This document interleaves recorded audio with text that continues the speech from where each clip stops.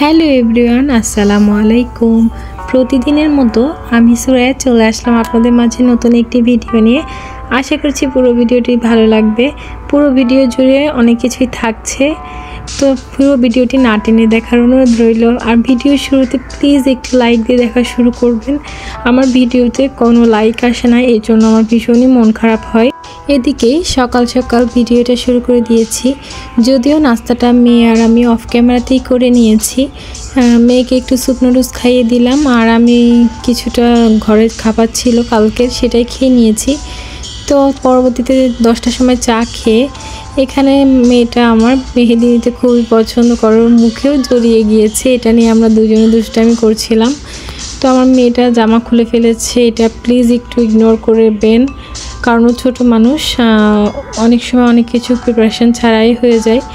আর এর পাশাপাশি আমার মেয়ে তো সবসময় আমার কাছেই থাকে, এটা আপনারাও জানেন। আর আমি পাশাপাশি আমার বিজনেসের কিছু কাজ বাকি ছিল, তো সেটাই আজকে সারাদিনে করেছিলাম। যেহেতু রান্নার ঝামেলা নেই, দুপুরে খাওয়ার মতো রান্না করা আছে। আর আমি একবারে রান্না রাত্রে কি করি না করি সেটাও আপনাদের সঙ্গে আজকে শেয়ার করব। আর এই তো পরবর্তীতে আমি শুধু কাজ না, পাশাপাশি আমার মেয়েকেও কিন্তু অনেকটা টাইম দেওয়ার চেষ্টা করি। তো পাশেই দেখছেন আমার ওই চাদরটা আঁকা বাদ দিয়ে আমি কিন্তু আমার মেয়ের সঙ্গে খেলা শুরু করেছি। আর আমার মেয়ে কিন্তু এইভাবে খেলতে খুবই পছন্দ করে। তো এই বাবুল গ্রামগুলো ফুলাইতে ও পারে না, কিন্তু আমাকে দিয়ে ফুলাই।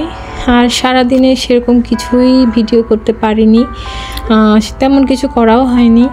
এই তো সন্ধ্যার সময় মাগরিবের আজান দেওয়ার পরপরে ওকে একটু মুড়ি চানাচুর দিয়ে আমি নামাজ পড়তে চলে গিয়েছিলাম।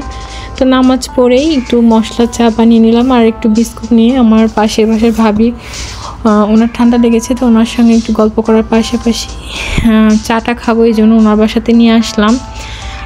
আর ওনারও বাচ্চা নেই, এই জন্য আমার মেয়েকে সে খুবই ভালোবাসে। আর আমার চুলাটা এখানেও ইগনোর করবেন, কারণ বেশ কিছুদিন অলসতামি করে পরিষ্কার করা হয় না। তো দেখি আগামীকাল পরিষ্কার করে ফেলবো, কারণ আপনাদের ভাইয়াও চলে আসার টাইম হয়ে গিয়েছে। আর এখানে হঠাৎ করে আমার একটু সবজি খিচুড়ি নরম নরম করে খেতে খুবই মন চেয়েছে।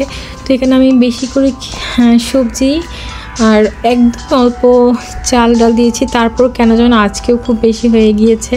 আর এখানে আমার ফ্রোজেন করা ভুড়ি ছিল রান্না করা বেশ কয়েক মাস আগে, তো ওটা আমার মনেই ছিল না। প্রথমে ভেবেছি শুধু সবজি খিচুড়ি দিয়েই হয়ে যাবে, আর দুপুরে একটু ডিম ভোনা ছিল।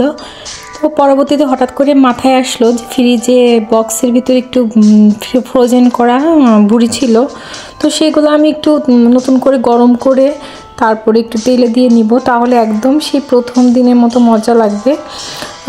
এখানে আমি রসুন পেঁয়াজ আর হলো মরিচ দিয়ে প্রথমে একটু ভেজে লাল লাল হয়ে আসলে এখানে কালো জিরা আর নর্মাল জিরা যেটা, ওটা দিয়ে একটু নাড়াচাড়া করে পরবর্তীতে আমি একটু লাল লাল করে ভেজে নিব। তারপরে আপনার এখানে যে ইয়াটা ছিল ভুড়িটা ছিল ওটা আমি ঢেলে দিব।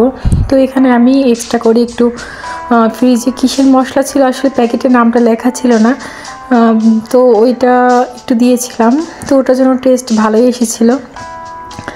তো দুটো মিশে খুবই মজার একটি খাবার হয়েছে। তো আপনারা দেখতে থাকুন ভিডিওটি। আর এরপর যাই আমার ভিডিওটি এখনও যারা কন্টিনিউ করছেন প্লিজ আমার ভিডিওটি দেখার শুরুতে একটা লাইক দিয়ে দেখা শুরু করবেন, আর এখনও যারা দেননি প্লিজ একটা লাইক দিয়ে দিবেন। আর চ্যানেলটিকে যারা নতুন দেখছেন প্লিজ একটি সাবস্ক্রাইব করে আমাকে সাপোর্ট করবেন, আমি যেন সামনের দিকে এগিয়ে যেতে পারি। এই তো প্রথমে খিচুড়িটা নিয়ে আমি টিভি রুমে চলে আসলাম বাবুকে নিয়ে। এখানে দুটো কাঁচামরিচ নিয়েছি, যদিও পরে খেতে পারিনি কারণ গরু ভুঁড়িটা অনেকটাই ঝাল ঝাল ছিল। পরবর্তীতে আমি আবার আমার রুমে চলে আসি, কারণ আমার রুমে খেতে আমার ভালো লাগে। আর এখানে পাশাপাশি বাবুকে 2-1টা ভুঁড়ি দিচ্ছিলাম, আর আলু খাচ্ছিল, ও তেমন খাইনি ধরতে গেলে। আর এই খিচুড়িটা কিন্তু আমি পরের দিন দুপুর পর্যন্ত খেয়েও শেষ করতে পারিনি। আজকের ভিডিওটি এই পর্যন্ত, আল্লাহ হাফেজ।